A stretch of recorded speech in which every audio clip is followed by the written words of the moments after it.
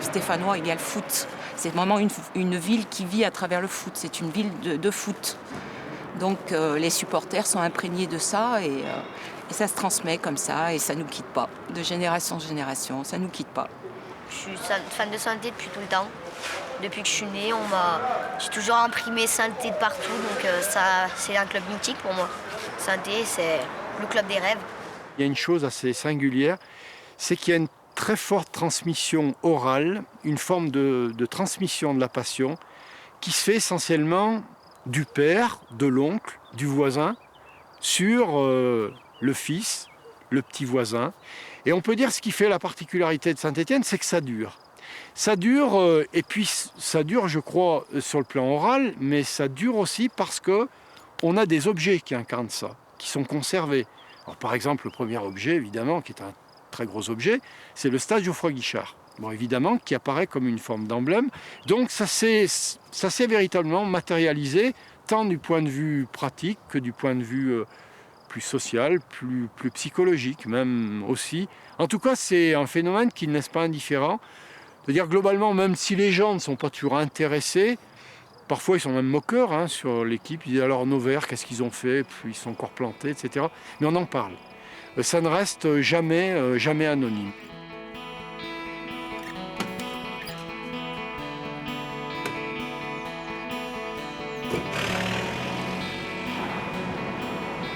Je suis né en 68, donc il y a eu toute l'épopée des Verts.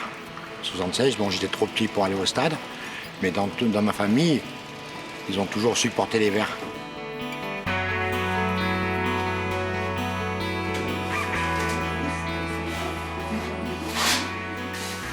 Mon premier souvenir en tant que supporter, c'est la première fois que mon père m'a emmené au stade. C'était à Gerland, et on avait gagné 5-1. Ça, c'est mon plus beau souvenir, parce que c'était la première fois.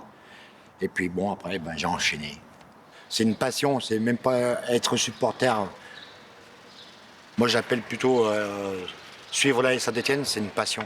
Saint-Étienne fait partie de moi, fait partie de ma vie de tous les jours. Au travail, on parle foot, on parle des Verts. À la maison, on parle du foot. Avec mon père, on parle foot. Ça fait partie de moi. C'est une vie. Je me vois mal sans les Verts. Dans notre vie, il y a toujours les Verts. Quand on se réveille en vert, on mange en vert, on dort en vert. C'est que la couleur verte est omniprésente, à la fois dans le regard des gens et à la fois dans la bouche des gens. C'est les verts, les verts, les verts, les verts. Donc c'est vraiment un attachement particulier à la couleur verte. On est quand même un des seuls clubs en France à être identifié par une couleur. Ça a de l'importance pour moi. Le vert est bien sûr synonyme d'espérance, mais le vert est la clé de voûte, est le maillon essentiel et l'essence de ce club. On se fidélise aussi à une couleur, à un club, mais aussi à une couleur.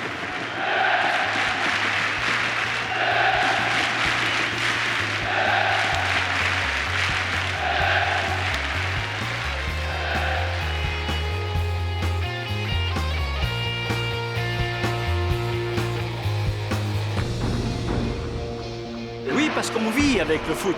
Les racines ici, c'est le foot. Et lorsqu'on est né dans cette région-là, on est tout de suite dans l'esprit vert, dans l'esprit de ce club-là.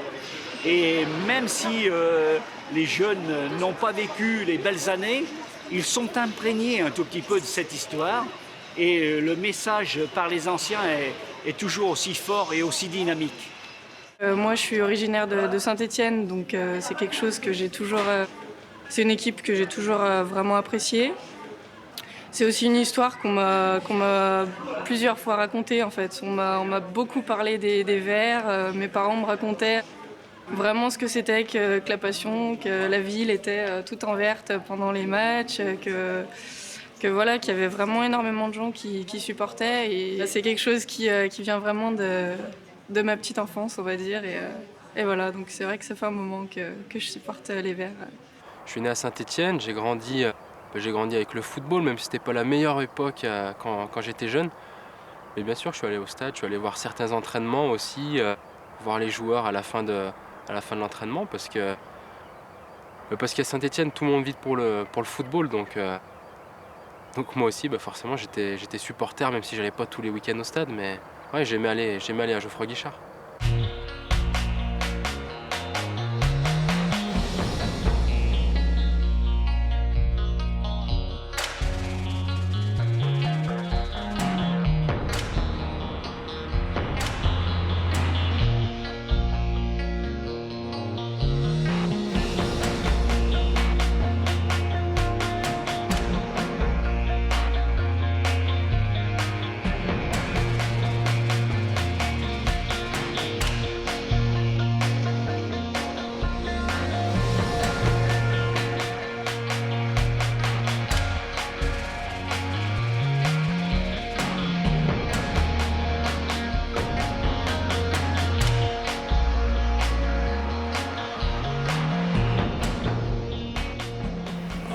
Aujourd'hui, les jeunes Stéphanois, les jeunes pousses ont un lourd héritage, quoi. On appelle le stade Geoffroy Guichard Chaudron, c'est en partie dû à l'ambiance, cette atmosphère qui réside dans le stade, qui fait que c'est fervent, etc. Donc on essaye de le porter le plus dignement possible. Chaudron, il s'appelle le Chaudron justement parce que les gens dedans, ils sont bouillants et que c'est quand même, réservé à Saint-Étienne, quoi. Je pense qu'on peut le voir même à la télé, l'ambiance du Chaudron, les supporters qui chantent, c'est qu'à Saint-Étienne, quoi. Tellement qu'on voit des supporters enthousiasmés par leur équipe, t'as l'impression que c'est comme une famille, le Chaudron, en fait. C'est presque ma deuxième famille ici. C'est un ensemble justement de plein de gens qui créent ce peuple vert finalement et qui fait en sorte que Geoffroy Guichard est ce qu'il est, quoi. Pour moi, ouais, le Chaudron, c'est exceptionnel. De toute façon, quand on vient une fois ici, on n'en repart plus.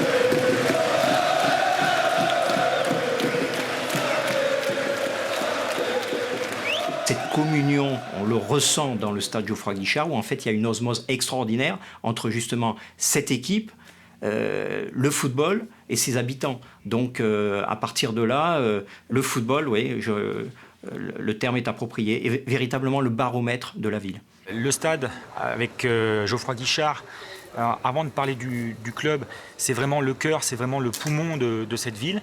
Il y a une vraie histoire qui s'est construite entre l'antre et le public. Et les différentes évolutions, les différentes mutations au niveau du stade ont fait que le club construit à l'anglaise, le public était très très proche. Et pour que l'histoire soit parfaite, il y a eu une épopée qui fait que ça a développé le sentiment d'identification, le sentiment d'appartenance à une communauté. Et donc du coup, cette proximité, l'attachement, la ferveur, la fierté, et puis les valeurs développées aussi bien au niveau de la ville que du club ont fait qu'il y a une relation plus que particulière, voire même singulière, entre le public et son club. Je pense que Saint-Étienne a quand même quelque chose de particulier parce que c'est une ville de football. Je veux dire, aujourd'hui à Saint-Étienne, tous les gens parlent du football. Moi, je connais un peu certains patrons d'entreprise. Le lundi, quand Saint-Étienne a perdu, les salariés, ils sont la tête dans le seau, quoi. Donc ça, ouais, je veux dire, ça joue sur le caractère et l'humeur des Stéphanois.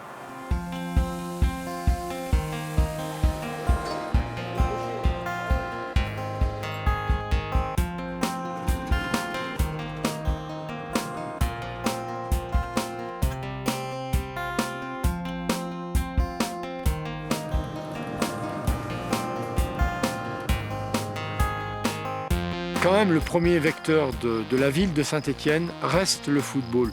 Aujourd'hui, quand on demande aux gens Saint-Étienne, pour des gens extérieurs évidemment, qu'est-ce que ça incarne pour vous? Je pense que le club reste encore le premier marqueur identitaire de la ville.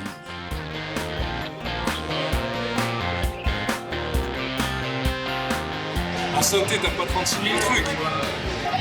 C'est une ville populaire. Le foot, c'est ancré dans l'histoire de Saint-Étienne. Et même les gens qui sont pas impliqués, c'est comme ça. À Saint-Étienne, quand il y a match, il y a match.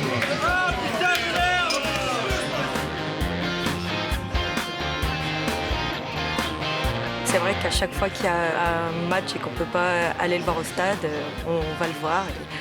C'est très convivial, c'est un bar vachement ouvert avec des gens super. Voilà.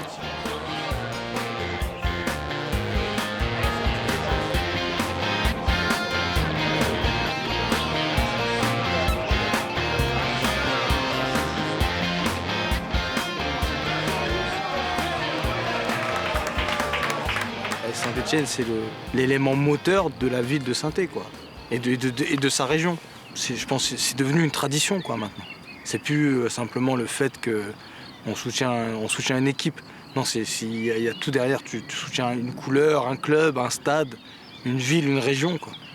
C'est ça Saint-Étienne. Cette ville vit énormément pour le football depuis des années. Et c'est vrai qu'à chaque fois que je vais n'importe où dans une ville de France et que je dis que je viens de Saint-Étienne, la première chose qu'ils me répondent, c'est « Allez les Verts ». Les gens connaissent Saint-Étienne par le football et je trouve ça vachement bien. Saint-Étienne a été peut-être le premier club médiatique et surtout le premier club à dégager des valeurs populaires, des valeurs d'abnégation, de travail que beaucoup partagent. Quand vous êtes gamin et que vous jouez dans la rue au départ, eh ben c'est ces valeurs-là qui vous font jouer au foot. Le sport a toujours été un véhicule important, sociétal à Saint-Étienne. Dès les années 30, le Stéphanois allait au stade pour encourager son équipe. Elle se reconnaissait dans cette équipe. Alors par période. Et il est évident que les valeurs que vous connaissez de solidarité, d'abnégation, de travail bien fait, étaient des valeurs dans lesquelles les Stéphanois se reconnaissaient. Et c'était, rappelez-vous, des périodes où la mine était présente, l'industrie lourde, et les Stéphanois se reconnaissaient dans cette équipe faite à grands coups de labeur, à grands coups de courage. C'est le travail, c'est la mine aussi, hein, les mineurs. Et moi, les valeurs des mineurs, ça a toujours été très fort pour moi, parce que le mineur aimait sa mine, pourtant qui tuait, descendre au fond et tout.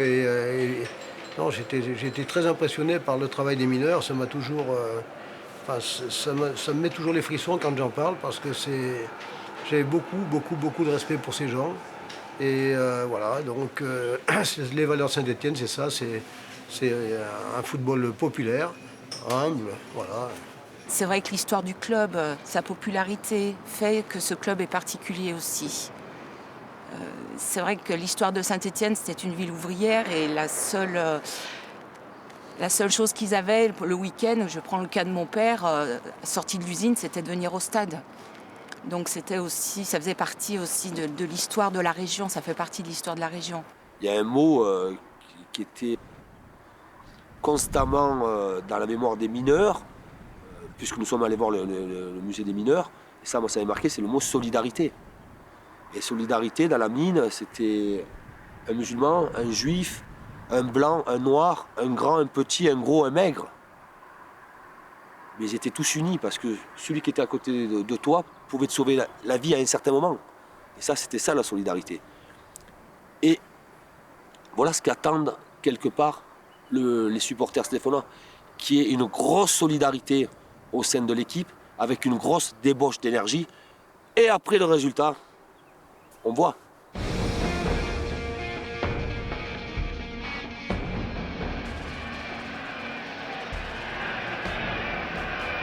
Les deux équipes sont à égalité sur l'ensemble des deux matchs. Il reste 8 minutes dans la prolongation. Alors que c'est encore Patrick Révelli là. Oui, va-t-il centrer? Et c'est Rocheteau qui marque. Le but de la victoire, sans doute, par Rocheteau. but de Rocheteau. Oh, c'est extraordinaire. 3-0 pour Saint-Étienne. Je vois au fil du temps combien ce club aura marqué l'histoire du football. Parce que c'était une période où le football a connu la télévision. La télévision s'est servie du football et les soirées stéphanoises, européennes stéphanoises restent légendaires à jamais. Et tout le monde a après un tout petit peu suivi la méthode et la stratégie de ce club-là. C'est le seul club qui a vraiment réuni la France entière. À une certaine période, ça a réuni la France entière et je pense que tout le monde est nostalgique de cette époque-là. Donc il y a tous les anciens qui sont toujours là, qui vivent là, et qui ont instruit finalement la jeunesse derrière, qui ont appris l'histoire de ce club-là. Il y a une culture, ici il y a une histoire. Et comme toute histoire, comme toute culture, ça se transmet de père en fils, de grand-père à petit-fils. Et je crois que cette culture est toujours restée. Et donc d'un côté on est nostalgique de cette époque-là, mais de l'autre côté on a tous envie de vivre cette période du présent par rapport au passé que l'on a connu. Il y a peu de clubs qui ont réussi, je dirais, à amener tout cet enthousiasme autour d'un club. C'est l'épopée, tout simplement, qui a... Pour Saint-Étienne et puis pour les Français en général, parce que, je veux dire, on va jouer à Rennes, il y a des supporters de Saint-Étienne à Rennes, et c'est dans toutes les villes françaises pareil. Donc je pense que c'est cette épopée qui a fait aimer ce club. Et aujourd'hui, ça se transmet de génération en génération, parce qu'on voit des gamins aujourd'hui qui ont une dizaine d'années, qui sont supporters alors qu'on les a pas fait rêver depuis une dizaine d'années, quoi. Il y a eu cette période, mais il y en a eu d'autres avant aussi, que j'ai pas connu moi. Et c'est ce qui a fait que le club est aussi, a une aussi grande réputation et aussi dans le cœur des Français. Reste toujours dans le cœur des Français, donc c'est quand même important. Il ne faut pas l'oublier. Maintenant, pour toute la génération des jeunes de maintenant, c'est sûr que tout ça c'est loin et ils ont envie de connaître autre chose, de connaître justement des grands moments comme ça.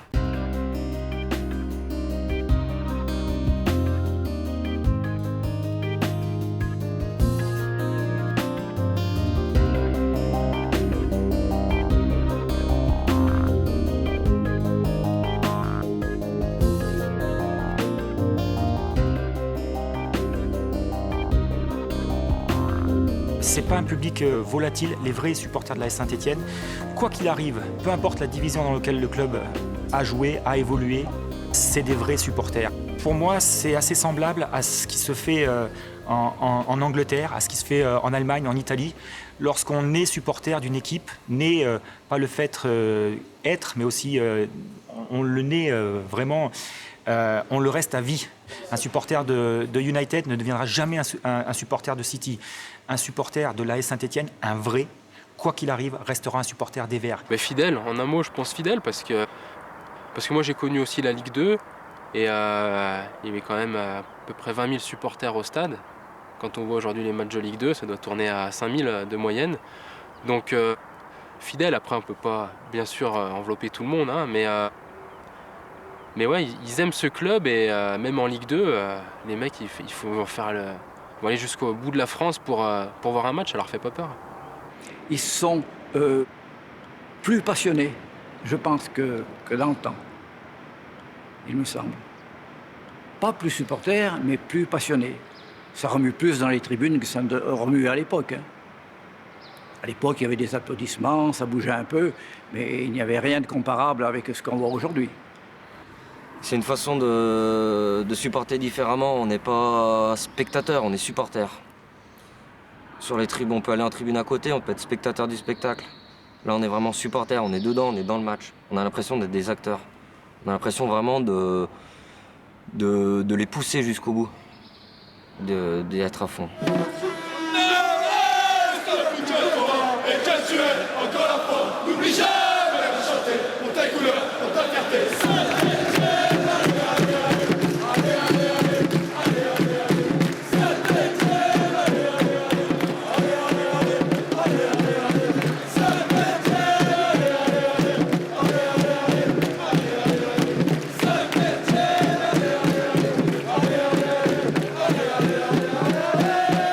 Supporter, c'est faire énormément de sacrifices, et sans rentrer dans la démagogie, c'est de pouvoir mettre une partie de son salaire, une partie de son argent dans sa passion. Ça fait un petit budget Ouais, j'ai calculé, ça doit revenir par mois en dehors de l'abonnement, ça revient à peu près à 200, 250 € par mois avec Saint-Étienne. Et si on s'arrête pas à la boutique. Parce que si on s'arrête à la boutique, ça monte vite à 400.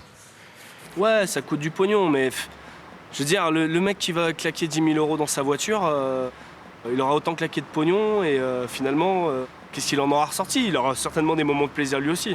Et là, nous, c'est tous les 15 jours, on part à l'extérieur, on part à des centaines de kilomètres de chez nous. On est bien, on est avec les potes, on est ensemble, on rigole, on s'amuse. Il y a des moments où c'est moins drôle, forcément, mais c'est le jeu, quoi.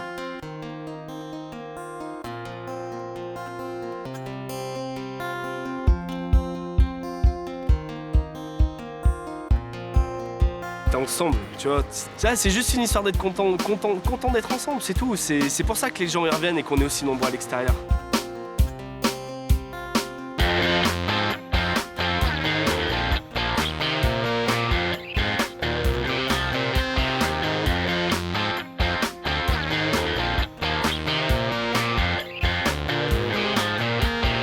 On part à 50, on revient à 50. On n'en laisse aucun sur la route. Et ça, bon, je pense qu'il n'y a qu'à Saint-Étienne qu'on voit ça.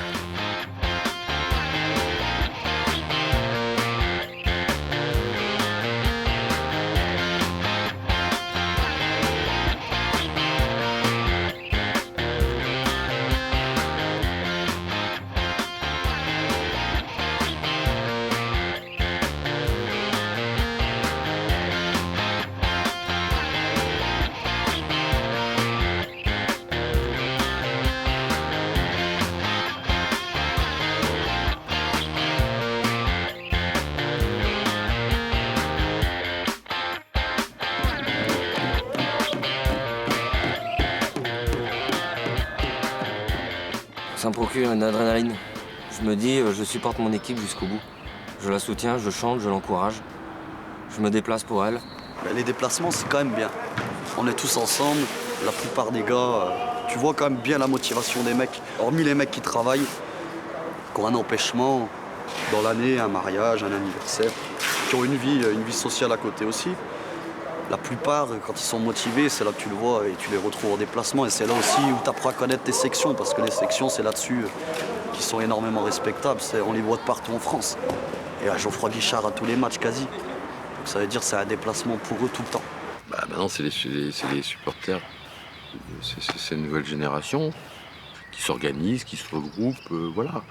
Donc à partir du moment où ils se conduisent bien dans les tribunes, moi je trouve ça super. Ils sont toujours derrière. Je veux dire, c'est leur club. Ils disent, c'est leur, comment dire, ils se déplacent à tous les matchs. On les voit partout. Ils nous suivent. Et ça c'est fabuleux d'avoir une fidélité comme ça. Il y a des mecs, c'est leur vie, c'est leur passion.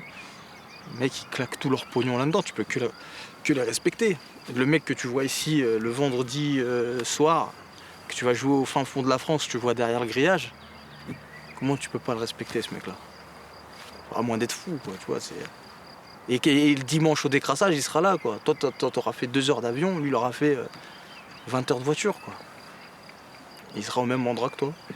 Saint-Étienne, c'est un des clubs qui compte le plus de supporters et puis qui compte il y a un affectif profond entre les supporters et le club, donc il faut respecter ces valeurs-là, c'est énorme. Pour nous, c'est une motivation supplémentaire. Et puis je veux dire, quand on voit ces gens qui passent, je veux dire, leur week-end à nous suivre, parce que des fois ils traversent la France, rien que pour eux, voilà, on a envie de les rendre heureux, on a envie que tout le monde soit heureux à la fin du match.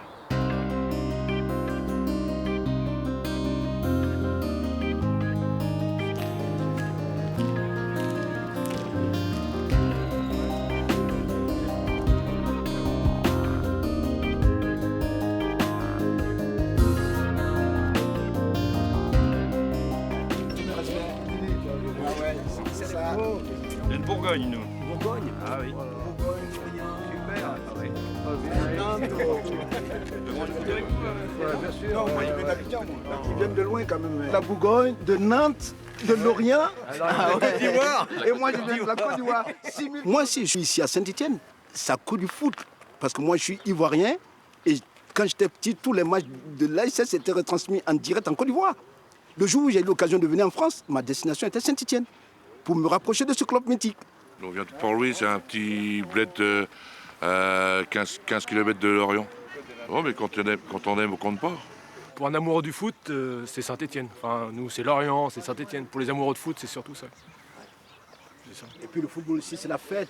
Le chaudron, c'est la fête. Il n'y a pas d'égal en France, quoi. Parce qu'il suffit d'aller au stade pour voir que l'animation, les supporters, le dévouement pour le club, les tifos, les chants, ça monte au trip, quoi.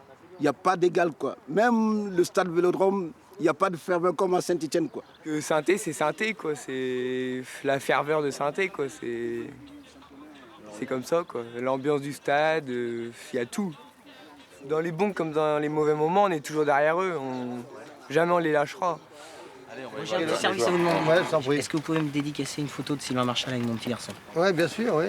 Ce livre-là, l'année dernière, M. Romeyer me l'a pris pour faire signer pour mon petit garçon. Il m'avait dit qu'il l'aurait remis au guichet. On y est allé et tous les joueurs avaient signé. Donc mon petit garçon était très heureux quand je suis rentré à Lorient. Donc magnifique. Il ne faut pas les oublier, ces valeurs, d'être proche des gens. Bon, vous voyez, ces supporters qui viennent, on doit avoir de la reconnaissance. Pour eux, un petit geste, ça ne coûte rien du tout, ils sont heureux. Alors, c'est ce que j'essaie de transmettre aux joueurs qui ont la chance, eux, de pouvoir donner de la joie, du bonheur à tous ceux qui tournent autour d'eux, quoi. Il y a des gens qui viennent les voir ici à l'entraînement, il y a ceux qui sont au stade et tout, quand ils les rencontrent, une petite tape, un autographe, voilà, une parole gentille et les gens sont contents, quoi. Donc c'est formidable. Il y en a qui bataillent dans la vie et qui viennent rechercher un petit peu quelque chose qui peut leur apporter la joie de vivre. Il ne faut pas oublier ça. J'ai l'impression qu'ils sont proches de nous parce qu'on n'est pas fermés, quoi. Ils peuvent venir aux entraînements. Vous avez vu tout à l'heure, ils étaient à 2 mètres, 3 mètres de nos buts. Voilà, et là, on va sortir, on va en rencontrer, on va en croiser. J'en croise dans mon village. Voilà, on a l'impression d'être avec eux, quoi. Faire partie de cette famille verte, quoi.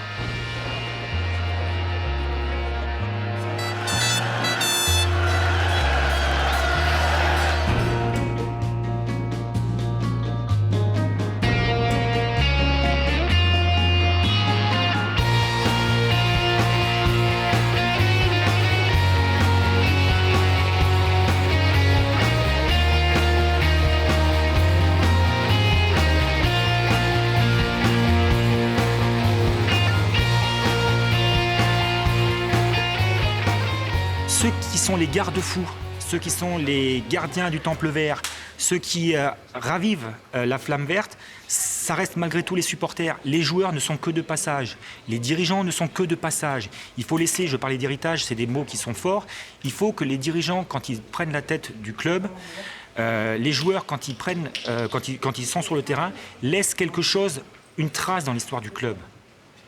Aujourd'hui, c'est le temps qui donnera, c'est l'histoire du club qui donnera de l'importance à certains joueurs ou à certains présidents. Sauf que les garde-fous, sauf que ceux qui seront toujours là pour taper un petit peu derrière les oreilles, ce seront toujours les supporters. Il y a une ambiguïté toujours de savoir quel rôle et quelle responsabilité à donner aux supporters. Le dernier rempart, les supporters. Alors pour être clair avec les dirigeants ils viennent, ils partent. Les joueurs, ils viennent, ils partent. Nous, on est là et on restera là.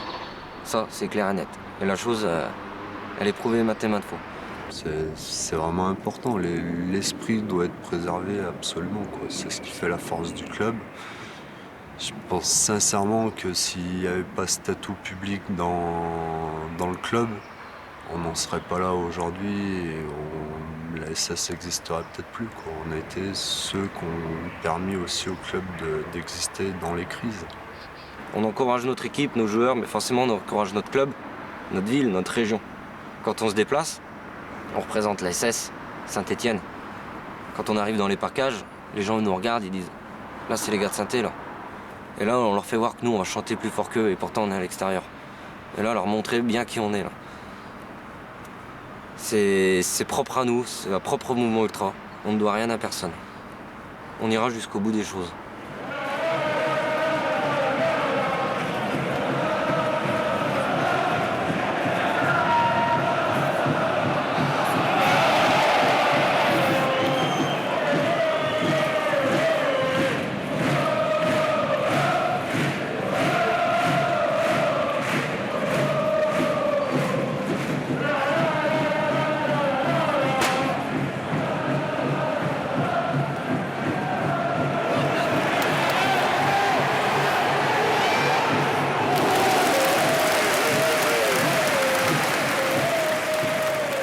On a adopté en France un mode de supporterisme qu'on pourrait appeler un mode de supporterisme de bande, c'est-à-dire l'idée qui est des groupes plus ou moins informels qui se réunissent dans le stade pour former une certaine unité. C'était le supporterisme à l'anglaise, où il n'y avait pas d'institutionnalisation des associations de supporters. C'était très libre, c'était au départ fondé sur des alliances sociales, famille, voisins, etc., collègues de travail. Et puis, véritablement dans les années 80, il y a un modèle qui est devenu le modèle prédominant, c'est le modèle italien. C'est-à-dire que les Italiens, depuis bien longtemps, s'étaient organisés, on peut dire depuis après la Seconde Guerre mondiale, sous forme de groupes ultra, très institutionnalisés, qui font bien autre chose que d'ailleurs que de supporter leur équipe, mais qui servent par exemple de mutuelles, qui peuvent servir de caisse de prévoyance, enfin ils ont un rôle social qui est très très important. Eh bien, petit à petit, dans les années 80, les clubs français, l'Olympique de Marseille, l'AS Saint-Étienne, ont imité finalement ce modèle italien, c'est-à-dire de groupes de supporters relativement structurés et plus fervents, on peut même presque dire plus violents, au travers du phénomène ultra. On est, entre guillemets, les grands animateurs des tribunes. Sans ultra, l'ambiance, elle ne serait pas pareille. Ça, c'est indéniable et incontestable. Nous, notre but, c'est d'animer nos tribunes, c'est de la faire vivre. Un ultra, on fera vivre notre tribune. On l'animera par nos tifos, nos chants, l'ambiance, encourager notre équipe jusqu'au bout, faire les déplacements, aller jusqu'au bout. L'ultra, c'est un mode de vie. L'ultra, ça ne s'arrêtera pas le week-end à aller au match. L'ultra, c'est la semaine, vous êtes ultra. C'est pas quand vous mettez votre écharpe, quand vous allez au travail, vous êtes ultra. C'est une façon de penser. Vous préparez votre match du week-end. La semaine, vous vous retrouvez dans un local. On prépare nos tifos, on prépare nos animations, on prépare nos déplacements. L'ultra, c'est tout le temps, c'est 100% de son temps, c'est 24 heures sur 24. C'est dans la tête, c'est une mentalité, c'est un mode de vie. La définition d'un Magic, c'est aimer son club, aimer sa ville, aimer son groupe. Le plus important pour nous, c'est de servir cette cause. C'est de défendre cette cause. C'est primordial. Après, on essaye de véhiculer des valeurs entre nous, la solidarité, l'amitié, la fraternité, qui font qu'on est hyper soudés entre nous. Ou alors, en gros, comment on peut l'expliquer? Après, on le vit vraiment au quotidien. On est impliqué dans notre groupe, ça représente une grosse partie de notre vie. Et puis, ouais, surtout avoir cette passion, cette fibre verte qui fait qu'on est prêt à se déplacer dans la France, dans l'Europe. On est prêt à se saigner financièrement pour suivre les Verts. On est prêt à se saigner pour réaliser les tifos, pour aller voir les copains au détriment de tout le reste, quoi. Ça, c'est les Magic. Les greens, au-delà du fait, toutes les étiquettes qu'on peut coller, ultra, supporters, fans et compagnie, c'est surtout devenu une grande famille. C'est devenu des gens qui se connaissent, qui vivent ensemble, qui ont les galères ensemble, qui ont les bons moments ensemble. Et finalement, c'est un truc qui s'est forgé entre nous. Ça passe par les fêtes entre nous, des vendredis soirs à se galérer à finir un tifo pour que ça soit prêt le lendemain. Des grosses galères qu'on a eues par le passé qui ont noué les liens. Mais il n'y a pas de vraie définition. Je pense pas qu'on puisse mettre une étiquette sur... Il y a une phrase qu'on a mise sur une écharpe qui résume un peu le truc, c'est la passion fait de nous un peuple sans raison. C'est un peu ça, c'est arriver à aller dans l'excès, en exacerbant cet amour des Verts que tout le monde a, quoi. Tout en gardant ce côté où on est tous ensemble, épaule contre épaule, et on est ensemble, quoi. Bon, les ultras, c'est une forme de supporter qui est différent des associés supporters ou de l'union d'USS. Ce sont des hommes comme tout le monde, ce sont des gens qui sont généreux, parce que quand vous voyez tout ce qu'ils font, les déplacements, les tifos, donc ce sont en général des supporters, des gens qui n'ont pas beaucoup d'argent, qui gagnent pas des gros salaires, et qui investissent tout ça parce qu'ils aiment le club, donc ils méritent le respect. Bon.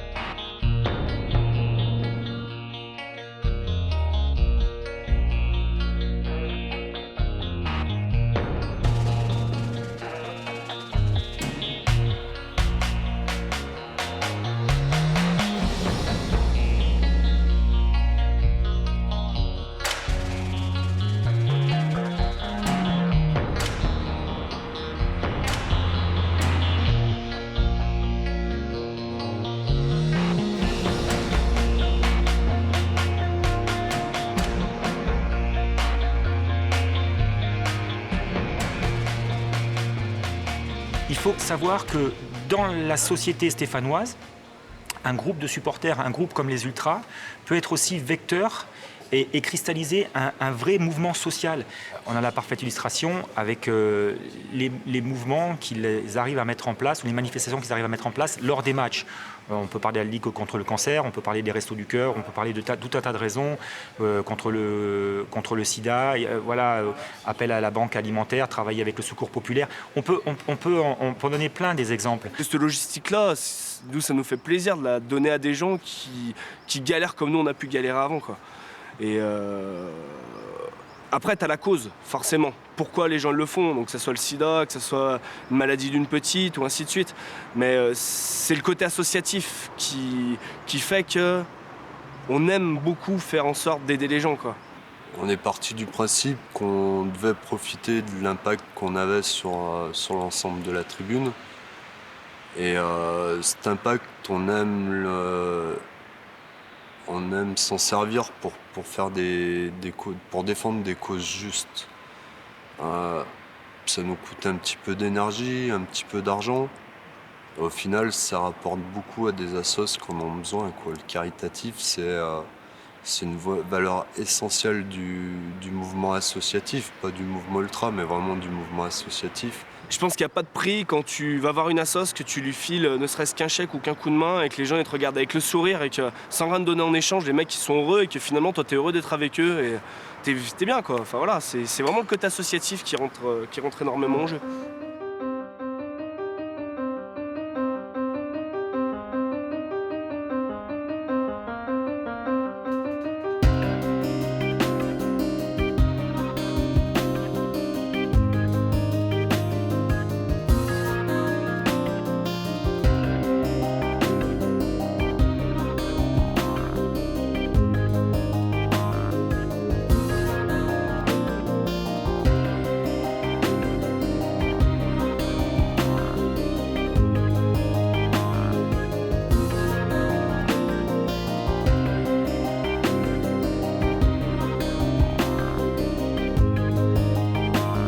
Au moins, ça prouve que tous les supporters, c'est pas des brutes.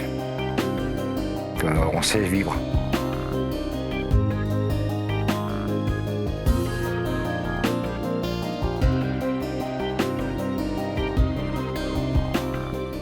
Et on est super heureux d'après d'aider des associations.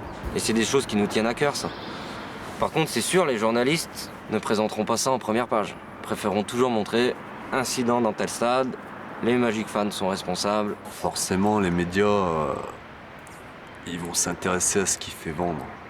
Donc ils vont en faire des tonnes sur la violence. Et à côté, toutes les bonnes actions qui sont faites dans les stades, ils s'y intéressent pas.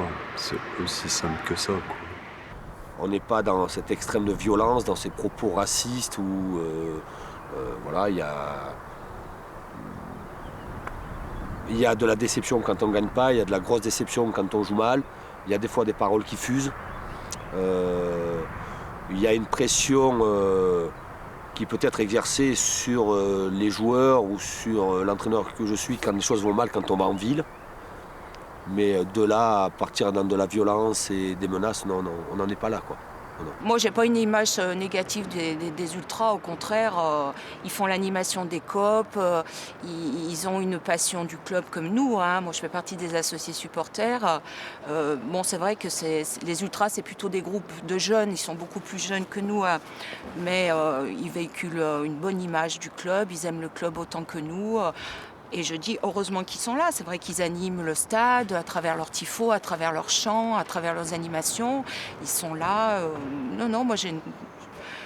Et je pense que les ultras sur Saint-Étienne ne sont pas si fougueux que peuvent l'être sur d'autres clubs, voire même à l'étranger. Pour moi, le sport doit rassembler les hommes et pas les diviser.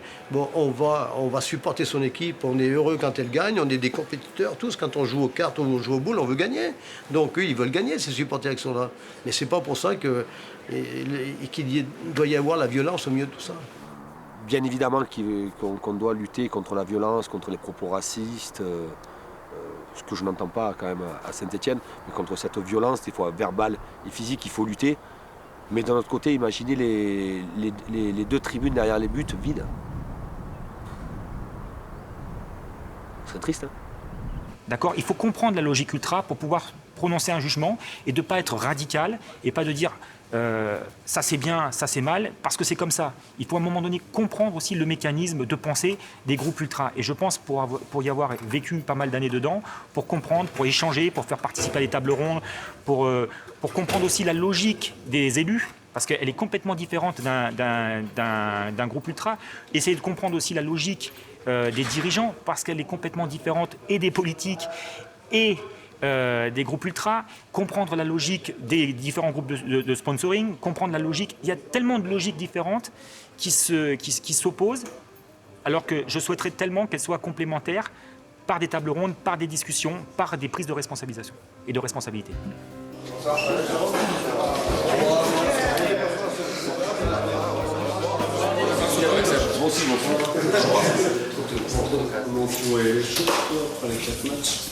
On est à la 6e place, il ne faut pas la lâcher. Ah non, il ne faut pas la lâcher. Pas la lâcher, c'est déjà de ne pas être doublé par Bordeaux, c'est gagner les matchs à domicile. Déception. On avait l'impression que. Pas que vous.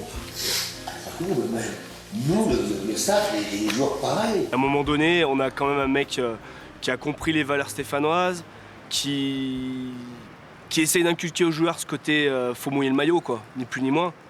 Un mec qui va mouiller le maillot sur le terrain, il ne se fera jamais cracher dessus, quoi. Tu dois donner au public et aux supporters ce qu'ils attendent. Ils attendent à Saint-Étienne, ils attendent de voir une équipe avec un grand E, des joueurs très solidaires, combatifs et généreux. Ils attendent ça. Il faut qu'on s'oriente. Moi, je dois m'orienter vers cela parce que c'est l'attente du public. On a un poids du passé, qui a un maillot à respecter, des traditions aussi, et donc c'est pas anodin, quoi. Quand tu rentres à Geoffroy Guichard, t'as tout le temps une pression, positive ou négative. Quand tu es dans une spirale de défaite, il va falloir assumer la colère de Geoffroy. Et quand tu es bien, il va falloir assumer l'ambition de Geoffroy, quoi. Quand les joueurs ne remplissent pas leurs devoirs, parce que après tout, ils ont des droits et des devoirs, mais le devoir, c'est d'honorer le maillot, parce que quand on prend un maillot vert, un maillot de Saint-Étienne, il y a une histoire. Ils doivent la connaître, ils doivent la respecter.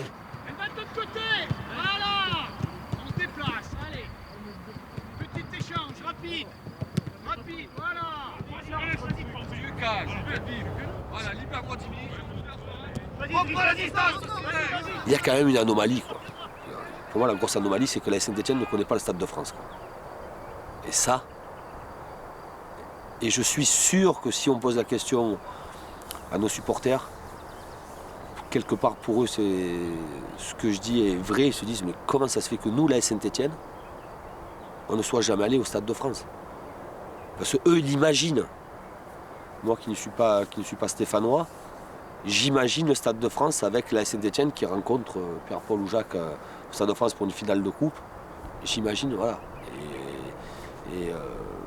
Alors le supporter, il est frustré, quoi.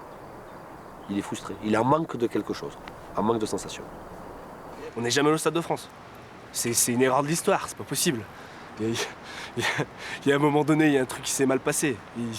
Je sais pas, peut-être le ciel qui nous tombe sur la tête, je sais pas. Moi j'y suis allé pour la finale de la Gambardella, là. Rien que d'imaginer le Stade de France avec 35 000 Steph, les mecs ils y sont jamais allés. Alors je t'explique même pas dans quel état on va y aller, d'excitation, un mélange d'excitation, de frustration et de... Elle va craquer la tribune, c'est pas possible, elle va craquer. Donc évidemment une Coupe de France, même juste une finale, rien qu'une finale, rien que ça. Dans le sport, quel qu'il soit, c'est quand même d'avoir des résultats. Et je crois que c'est ce que les gens attendent. C'est pourquoi ne pas mettre, par exemple, le paquet un jour sur la Coupe de la Ligue en disant on la joue à fond, il y a peu de matchs, on devient européen assez facilement et en plus, derrière, on a un match un peu somptueux au Stade de France. Je crois que malgré tout, il faudrait arriver à tangibiliser par certains résultats, accrocher une place européenne, accrocher une Coupe de France ou accrocher une Coupe de la Ligue, ou au moins faire des parcours peut-être plus intéressants que ce qui ne se fait actuellement. Incontestablement, dans le domaine du sport, il faut aussi des résultats. Et là, le moindre petit résultat, j'allais dire que c'est emmagasiné peut-être pour une dizaine d'années. Donc il n'y a pas besoin de grand-chose pour que l'affaire se pérennise. Ça fait trop longtemps que le club n'a pas gagné de titre. Et qu'à un moment donné, dans la marge et dans la progression du club, ça serait important, après cette qualification à la Coupe d'Europe, de glaner un titre pour se recréer des émotions nouvelles, pour se recréer un ancrage fort où on est fier d'avoir 40 000 Stéphanois, 50 000 Stéphanois qui montent au Stade de France pour aller se féliciter d'une victoire en Coupe de la Ligue ou en Coupe de France. Il faut absolument que dans les prochaines années, il y ait rapidement un titre à l'AS Saint-Étienne pour justement recréer une nouvelle dynamique, une dynamique positive, qu'on parle à nouveau en positif de l'AS Saint-Étienne. Il y a eu ça, avec cette qualification en Coupe d'Europe, mais trop peu à mon goût. Je me réfère au passé, mais je ne vis pas avec le passé. Je vis au temps présent et puis surtout l'avenir. Il faut regarder loin et se fixer des projets.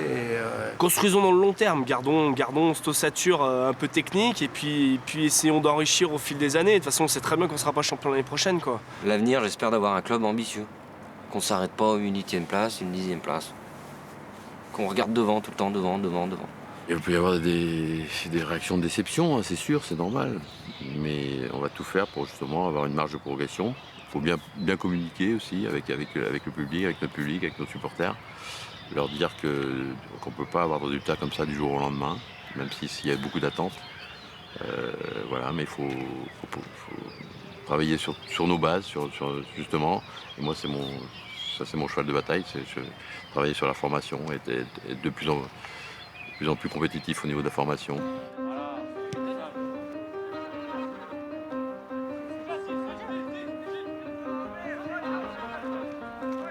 Il faut à un moment donné recréer un dynamisme fort avec aussi des personnes qui soient capables d'être les représentants, les ambassadeurs, ou les ambassadeurs du club avec une image hyper positive, ou les représentants avec un ancrage fort local, avec une image forte locale, avec quelque chose avec lequel l'ensemble des groupes de supporters ou le supporter lambda peuvent s'identifier. À un moment donné, c'est de reconstruire ça.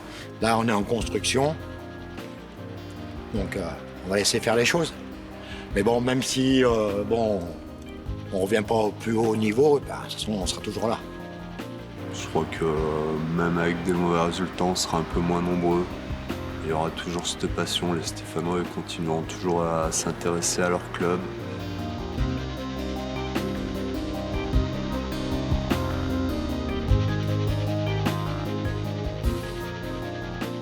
Jamais je les oublierai. Je me ferai enterrer avec le maillot vert. Eh ouais, je me ferai enterrer avec le maillot vert. Je vais être triste le jour où je vais partir. Le mec qui a goûté à ça, il peut pas. Il est obligé de le garder à vie. Et je pense que c'est un club qui marque pour tous les joueurs qui sont passés ici. Lorsqu'on vient à Saint-Étienne, on n'oublie jamais Saint-Étienne, qui que ce soit. C'est pour ça qu'on est vert à vie. Moi, je suis vert à vie. Oui, moi, ça sera à vie, sûr.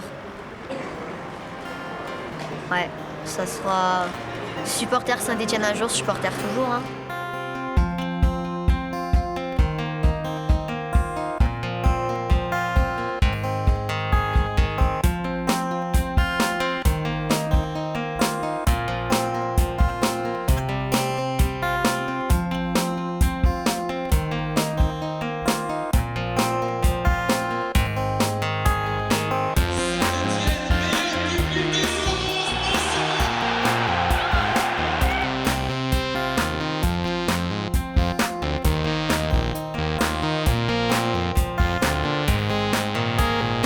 Galtier, 94e.